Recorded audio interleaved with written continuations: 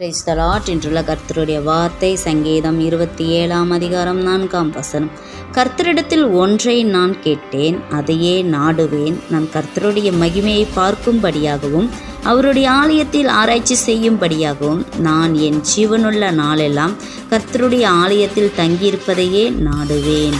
ஆம், பிரியமான தேவ பிள்ளைகளே, தீங்கு நாளிலே தீங்கு உங்களை அணுகாதபடி நீங்கள் கர்த்தருடைய ஆலயத்திலே அவருடைய மகிமையை பார்க்கும்படியாக, அவர் பிரசனத்தை நீங்கள் கேட்கும்படியாக, அவர் முகத்தை நீங்கள் தரிசிக்கும்படியாக நீங்கள் தேவாலயத்துக்குள் பிரவேசியுங்கள்.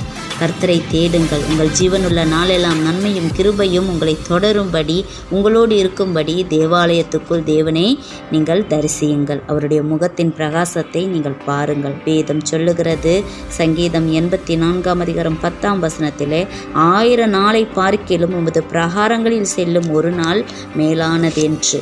கர்த்தருடைய ஆலயத்தை தேடுங்கள்.